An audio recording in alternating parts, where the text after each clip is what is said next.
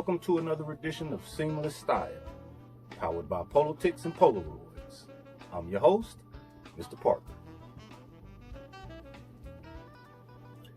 As per suggestion of one of our loyal viewers, jump into some new knits. It's knit season. Now the weather's still transitioning. Like for example, here in North Carolina, yesterday was 71 degrees, yesterday being Tuesday. Today is Wednesday, the 31st. So on the 30th, it was 71. Today, it's 68 and raining. Tomorrow, Friday, and Saturday, it's sunny, no chances of rain, no clouds, 50 degrees. 52 on Saturday. So Thursday, Friday, 50 degrees. Saturday, 52 degrees. So we're still in that transitional time period, at least here in North Carolina, and I'm pretty sure throughout the East Coast, save maybe Florida, right? So we're still in that transitional time, but you know, it's still time to go ahead and get ready for full-blown spring. So I thought it was a great suggestion, and it's funny, quick story, I did a knit episode last year, of course, and when he mentioned it, I was like, well shoot, I don't buy knits like that. I don't think I have enough knits to do a real episode. Maybe I can get off 2 or whatever. So I went and looked throughout the various locations here in the house and came up with quite a few knits I had bought between last knit episode and last week. So I was like, okay, cool, let me go ahead and do that. And then what I noticed is I had enough to actually do 2 episodes. So they're not going to be titled the same thing, but it's the one episode will be kind of sort of an extension of the other. So we're going to get into how to style a few of the knits that I have purchased. I'm pretty sure that some, if not the majority of the viewers, have purchased some knits between last year and this year. So it's gonna be a very informative and very interesting episode, to say the least, because there are several different ways, of course, you can style a knit polo. There's half a dozen ways that any polo can be styled. Just gonna show what I've done, and you can take it from there. The particular knit that I have on, I saw it online. I just thought it was pretty cool. The graphics are great. I mean, there's nothing else to be said. It's a cricket motif. Has the giant cricket player here, your cricket bat, well, 3 bats, excuse me, different cricket balls. So I just threw it on with a pair of, this is a twill pair of denim trousers. They're twill, but they're cut in that denim style with this particular, not a slanted pocket or anything like that, 5th coin pocket or whatever. They were classified as slim straight, but they're definitely more of a slim fit, which was even better because I was a little hesitant to pull the trigger on these because they were classified as slim straight, but they're definitely more of a slim fit. Royal blue brings out the royal blue hues in the knit. The knit has several different colors, beautiful colors going on throughout. The flag, the U.S. flag, the Union Jack flag, I think that's the Italian flag going on. So you have red, you have gold, you have green, you have navy, you have white, you have just plenty of beautiful colors to that you could accentuate and coordinate with the rest of the ensemble. I did a ribbon belt instead of the more popular and more traditional navy and gold diagonal stripe ribbon belt. I broke out one of the ones I have in navy and gold with the horizontal stripes. Just reason being to complement the navy and gold here.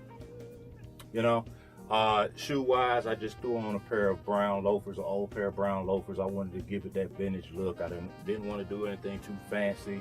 Didn't want to, you know, break out a pair of sneakers with the colors in it. I didn't want to do any of that.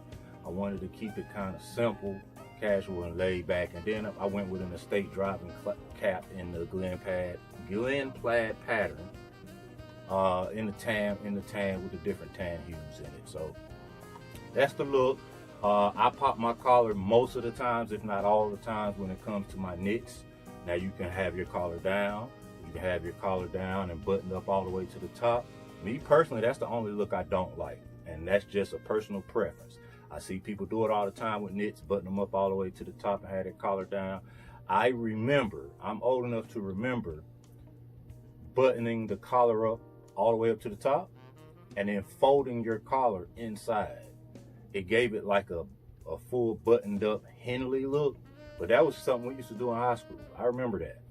Now I would never in a million years do that. I would never in a million years button my collar all the way up and have my knit collar down, but to each his own. I prefer to wear mine with the collar popped. I just feel like it gives me a more traditional ivy look, which is what I'm usually trying to go with when it comes to a knit. Now, some people feel like the collar up is pretentious. Like the dude, I think his name was The Situation on Jersey Shore or whatever, always had his collar pop. Well, I'm not Italian, I'm not white, I'm just me. I'm just Mr. Parker. I'm just a stylish black man, if I do say so myself. And I prefer my collar pop. But you do it how you want to do it. It's totally up to you, because your style is your style. But anyway, without any further ado, let's go ahead and get into this vlog, man. I'm gonna do three rigs for you today. All right, 3 rigs, 3 different knits. Y'all ready? Me too. Let's go.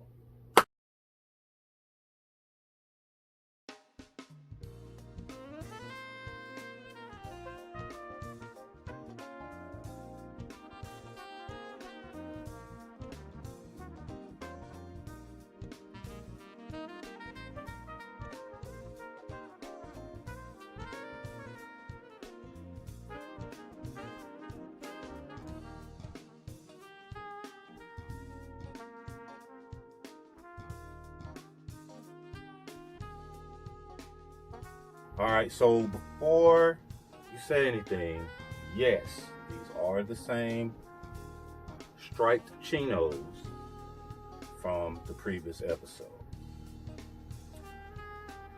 This is actually why I bought these striped chinos in the first place, for this particular knit. It's a rugby piece, saw it online, great price, jumped on it. And I walked into a factory store and I saw these in there in my size on clearance, and I knew that it was a perfect pair.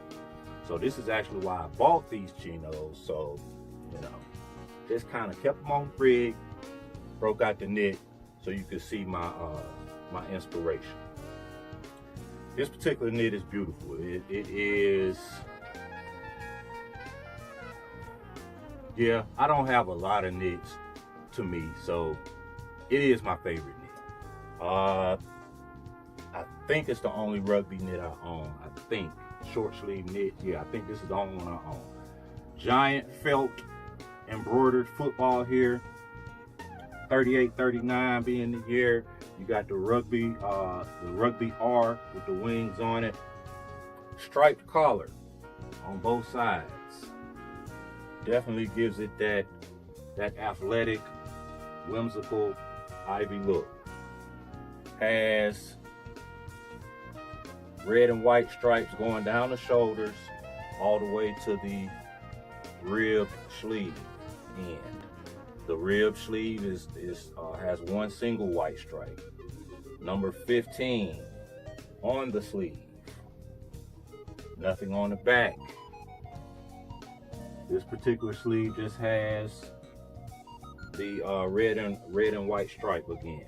So as far as like being patched up, heavily patched up or anything like that, it's not. You just got your football here and your number 15 here. But what makes it for me, outside of those patches, of course, is the stripes on the sleeve. So that's where the stripes on the pants come into play. Beautiful combination. Several different pairs of sneakers. Actually, what's funny is you could do, or I could do, I'd say, I could do all three pair that I showed you in the previous episode when we did these pants. I could do all three shoes with this knit here. The white Harveys with the red and blue stripe, the red Harveys with the white and blue stripe, or the chocolate drivers with the red and blue ribbon across the back. I could do any of those. And then of course, any hue of brown shoe, whether it be a driver, whether it be a boat shoe, whether it be a canvas sneaker, all of that will work. I did a ribbon belt here. It's one of those thicker, heavier ribbon belts. Brown centerpiece, gold buckle. It has a red with a subtle navy blue stripe, and in the heraldic theme, and then it has the crest all over it. So either wear it with a 2-finger tuck, or if I tuck it all the way in, then you know my belt brings everything out even more, pairs everything together even more. Headgear wise, knowing me and my love for estate driving caps, I'll probably just throw a cabbie on. If I did have a dad cap from rugby, say with, I don't know, this football on it, or a R like this, or even a rugby kicker, a big rugby kicker, you could do that too. But me, I probably just keep it simple, throw a driver on like this one or another one, and call it a day. All right, so this is knit number 1 for the spring, the rugby football piece. Let's go on to the next one.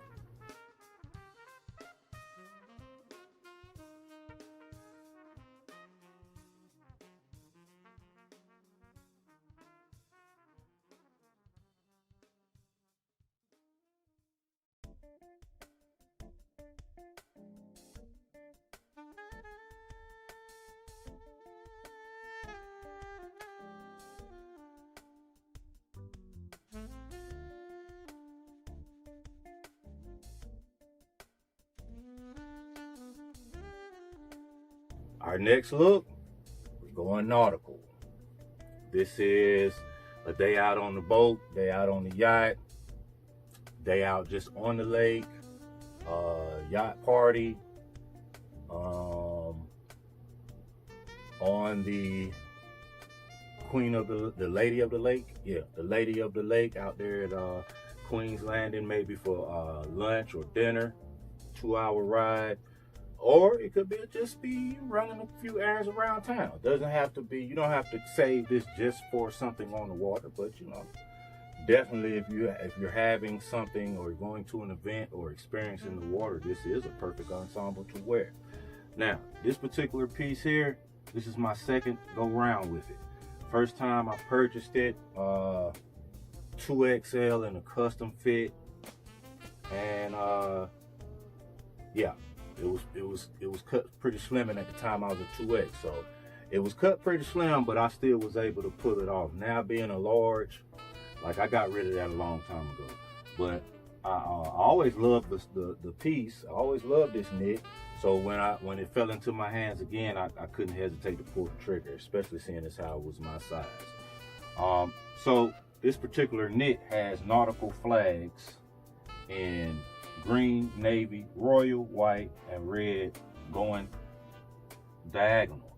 So it's color blocked by, instead of a sash, it's color blocked by nautical flags. And this side here is navy, and then this side here is white with green sleeves, okay? The screen print is a beautiful giant crest, a giant Bleecker Street Polo Ralph Lauren nautical flag crest here. Pier 18, just beautiful, just a beautiful, beautiful piece. Nothing on the back. The collar is almost like a rugby collar. To me, it's not quite as thick as a rugby collar, but it's pretty close. And it's definitely got that stiffness that rugby collared shirts have. The placard is hidden. It's navy blue on the inside. Your buttons are hidden on the placard is what I meant to say.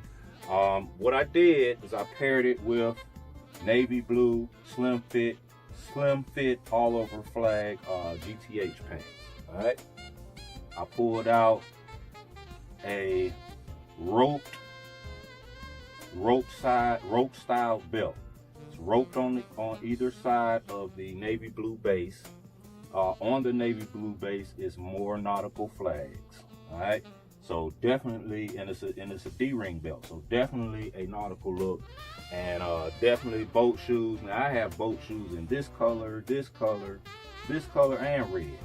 I'd probably go brown, just to keep it, keep it subtle. You don't want to get too flashy, or take away from your nautical flags, because that's really what you want the conversation piece to be, is the knit and the nautical flag. All right. Polish it off with a cap. I have this pier. Which one is this? It's the Sailing Team Event Snipe Class 067 Pier 3. Pier 3 cross flags, cross nautical flags. You can finish it off with that, or if you want to go a little, what ends up being a little more matchy, but it's less, to me, is a little more subtle because of that cap being such bright red.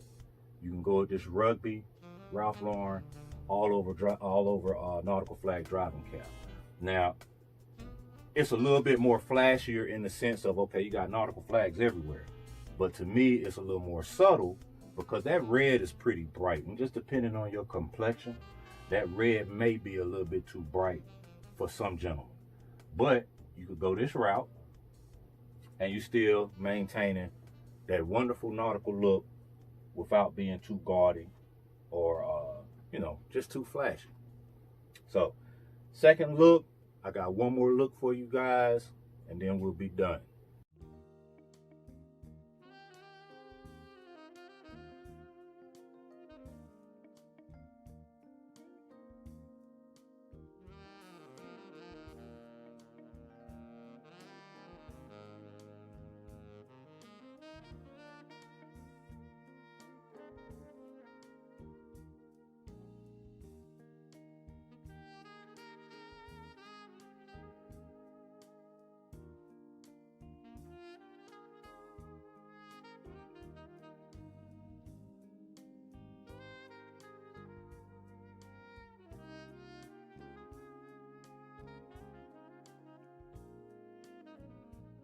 For our last rig, we're going with the cricket knit.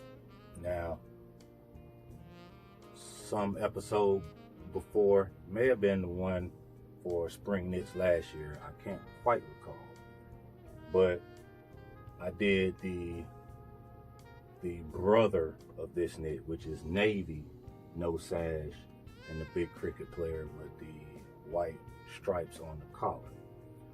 And I expressed how I really wanted to find the brother knit, which is this one here, white with the embroidered navy sash, big pony, blue collar, white stripes, 3 blue on the ribbed cuff. And one of our viewers saw one maybe a few days later, maybe a week, saw one on Poshmark and hit me with the link.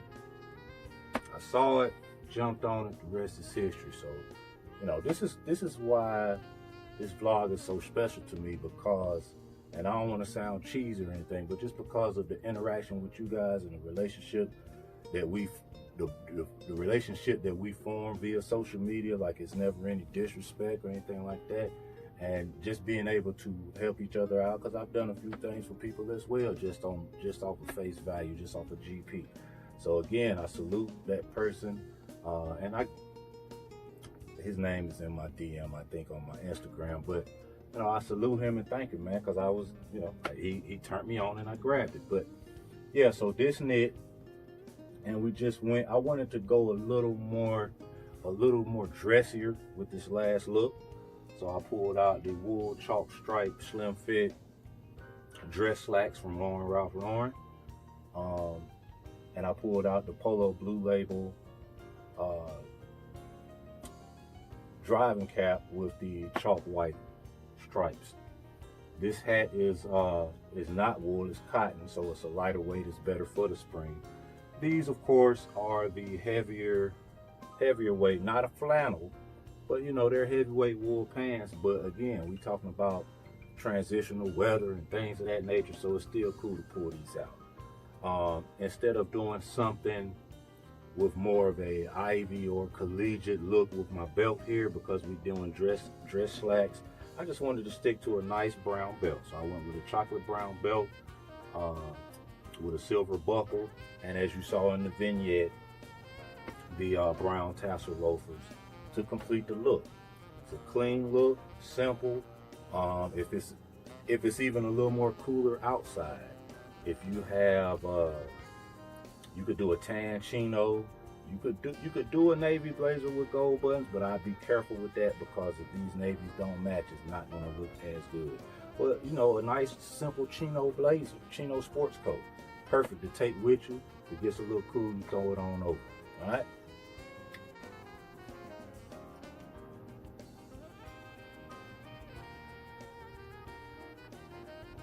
Just drinking on a little Dunkin' today. Didn't feel like French pressing any Ralph up. Just wanted to, you know, quick Keurig, 35 seconds, and my coffee straight. Best dad ever. See that? Let me tell you why I'm not the best dad ever. So my oldest, right, 22-year-old grown man, in quotation marks, because we know at 22 you ain't really grown. But I digress. 22-year-old grown man. I posted something in my Insta story. I got a sentence in an article about maximalist prep, where a gentleman from RL Mag interviewed me. And so I screenshot part of the interview and posted it on my Insta story. Mind you, I've been Mr. Parker 1967 on Instagram for 7 years now, 6 years, whatever. So my son hits my DM. He said, "Hey, Pop, you only 48 years old. You couldn't have been born in 1967.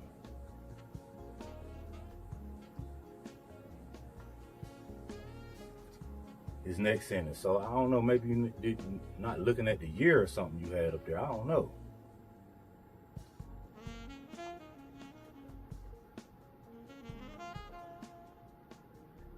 This is my son now, and let me paint a picture for you.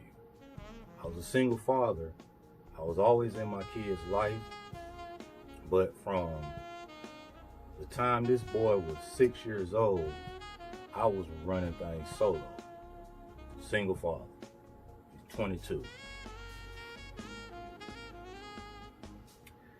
So I responded, and I said, 1967, son, is the year that Ralph Lauren started Polo Ralph Lauren. That's the year he started making ties and selling them with the Polo Ralph Lauren tag. He responds, so why you put 1967 behind your name?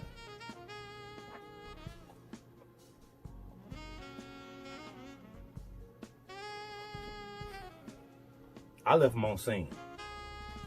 I ain't even respond, because I put it to you like this.